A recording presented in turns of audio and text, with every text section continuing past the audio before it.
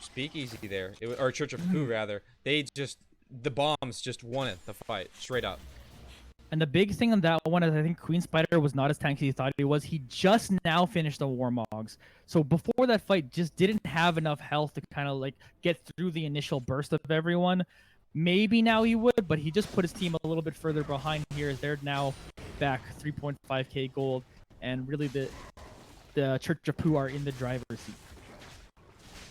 Certainly seems that way now. I mean, they're down items here. They have to stop and get QSSs for that Skarner, but Nico still doesn't have one. You just have it on the AD carry right now. I definitely am not excited about where you are right now. If you are Speakeasy right now. Yeah, exactly. Because you were at a point where Skarner could just kind of pull anyone. Like before that, it didn't even matter if they pulled the tank, which is usually not the ideal target. But anyway, the fight might be breaking loose here as Biggie Wolf has popped that Predator and is trying to get into someone. They're gonna get stunned up. Queen of Spider is gonna be taking some damage here. Yeah, there we go. Like I said, he can pull anyone and just choose to pull Queen Spider. Who will pick up that kill here? Now they can try to do this Baron almost for free. Well, they should be able to take it. I mean, they have a smite advantage, obviously, because there's no jungler. That was a huge pick for them. Darius in the bottom lane. I think this is a free Baron. Yeah, they're going to put that. Darius is going to try to trade one turret for a Baron, which usually isn't a very positive trade, but at least take something right now because you're not able to contest this. So, yeah, they're going to push in that bottom lane, try to take that one turret. But the teleports are coming through here. They're going to be able to defend it, so they don't even get the consolation prize. No, it's the right decision to leave, but it feels terrible, I think, is the way you look at that one. It's just like, oh, wow. But you have to leave because then you get killed, and then Baron opens up your base. So it's the right decision, but it sucks. Yeah. Unfortunately, in that situation, Dragon is also spawning in a couple moments here too as well. So we're going to see the second Dragon of the game probably going over to Church of Pooh, but let's see if it gets contested. The good news now, though, is that everyone is a shutdown on the opposite side. So if you win a team fight, you're getting a ridiculous amount of gold off the back of it, and you're right back in the game. But they have to actually win the fight, and that may not be as easy. Yeah, that's the tough part when you've just proven that. Oh my god. Like, oh, they're just going to jump right into it. Who's going to try to get that over there? Queen Spider is now going to try to get away. His ultimate's not available yet. It's going to be coming up soon. It is now available.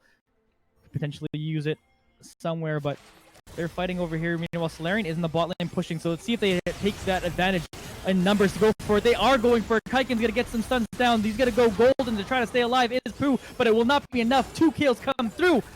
A nice play put together by Speakeasy to try to crawl back into this game, but that bot lane is being pushed down by Baron and powered minions. Yeah, I mean, that was a big engage here. For some reason, they were fragmented, and Church of Pooh were split up, and they just let basically the top side of their map get wiped there. This isn't a huge team-wide ace, so the gold isn't even or anything, but it is a way back into the game here, and a good play overall here. It's going to help out Speakeasy. There you go. Church of Pooh, 5,000 gold lead. They got a long way to go, but it still really feels like the game's a little bit on a knife's edge.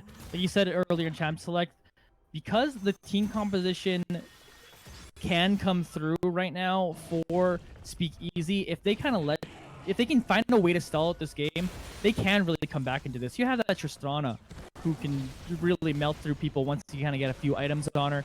You got the Queen Spider over there in the Sejuani, who can eventually become tanky enough to not want to be the one that's pulled. So they got to try to stall out this game. Yeah, that is the name of the game, but that's always the thing from behind. It's like, you got to stall, but how easy is it to really do that? The Tristana has decent wave clear, but against Baron minions, not as good because all her wave clear comes from actually killing the minion the first time. Exactly. So it's tough.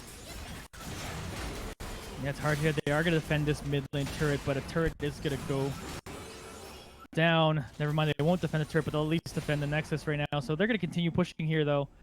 All 5 of them committed to this mid lane. The one positive for Speakeasy that the side lanes are pushing for them Oh, here you go. Pizza Chan has found his way onto the top of Solarian. Pooh is going to try to make it continue on this gauge over into the other side. The Yumi ultimate is going to try to take him down. Pooh's going to use that slicing maelstrom to try to get someone does pick up at least Kike over on this exchange. Legacy's going to pick up another one. Trade the kills back the other way. Double kill now comes through for recurves. A Val for you is going to go gold, and that stasis is not going to make him survive for long enough. Triple kill comes through now for recurves. Only Legacy is the last one standing. There's a bunch of them low. Can he get to them? It does not look like he will be able to. Goes down. Quadra kill now comes through for recurves, and that will be the game for them. That will be the series for them. Church of Pooh take this one in convincing fashion. Convincing fashion is definitely the right word here. 27 minutes. This game felt even more dominating. Obviously, even back and forth for the first 15 minutes or so. But then after that, once a lead was established, they did not look back and ended with a quadra kill for their AD carry. What a play by Recurves in this whole series, really. Did pick up the early 2 kills, did get it traded back by Legacy, and it was back and forth for a little while, but Recurves just kind of proved really knows how to fight in those mid and late game situations there, and really came through for his team, and like the whole team really came through despite like a shaky laning phase, was able to come through and really prove that probably definitively they're the stronger team right now. Definitely looked stronger overall. I think that they were a bit more consistent. That isn't to say they were consistent. It was just comparatively. I mean, this entire series was back and forth. You know, the 2 games could have gone either way. You know, both teams had opportunities to break out to a big lead and win the game convincingly at different points. And just eventually, you know, after you're given enough chances, one of the teams has got to take it. And you know, they were more consistent in getting those leads. I mean, like honestly, game 1 I think could have possibly gone the other way because of how swingy that game was, but a few bad decisions and unfortunately they got punished for it, and the team fighting just proved too much. And you know, I'm impressed to say the least. They did a good job closing out, but a little bit rocky. Yeah, and it's not to say like I know it's a 2-0 for Church of Pooh, but if I'm speakeasy right now, I want to save these VODs and really find where things went wrong, because there were definitely opportunities in both games they could have won the game. They just made a little bit of a mistake here, where mispositioned there. They're the play where Legacy tries to jump in on what they thought was one person, but it ended up being 4 members of the enemy team. Like, you can really find those periods in the game where the game went the other way and learn from them. So I am excited by seeing Speakeasy in the future, because again, Legacy in the bot lane played super aggressive this game and just needed to pick his spots a little bit better. But if you take that kind of same aggression, you can really get far at this level of play. And heck, we're even seeing at pro level play, the more aggressive teams do tend to start winning, but it's about picking the right moment to be aggressive. So it's all available there, and it does make me excited for both of these teams going forward here in Sugar Free. Yeah, like I said, Speakeasy, you lose 2-0, but like you had opportunities to win it here, and being this early on in the season, that's a good thing because it shows you have the opportunity to win. You just made a few mistakes that made the series not go your way. It's and you know, I think that Church of Pooh is probably at the top of their conference. If you look at the Cookies conference, they are probably going to come out, you know, in first or second. Definitely going to make it to playoffs if you know, if I'm making a prediction here. So to lose to them is no, I don't think you hang your head after this one. I think you say, wow, we played with them for like half of each game, and you look back on that and say that's a good sign. We just need to shore up a few of the things here, and you're gonna have a bright season. Yeah, definitely. All right, let's before we end off here, I like to pick an MVP of the series when I see one. Who are your choice for MVP in this game? Well, obviously, I think the one that immediately comes to mind is the 80 carry for Church of Pooh at the end of that one. You know, recurves. I mean, just like quadra kill at the end of the game to finish it. You know, what else do you say beyond that? But it was truly a team effort, this one, this game here. But I think that he did have quite a good performance. But yeah, I mean, I think that you sort of your dark horse will be the top laner for Church of Pooh. Yeah. Coming through. He sort of did what he needed to do. That's the top laner motto, right? Do what you need to do to win, and that to it. But yeah, true team effort, and I really liked how they looked today. Again, a few things to shore up, but that's the beginning of the season. That's everyone for sure. Yeah, quick shout out to Solarian too, who very quietly had very strong games. Don't remember the exact record he had on the Vladimir, but was very, very impactful there. But 3-1 and 13 as well on the Zillion pick as well. I think Solarian had a very, very good game for himself.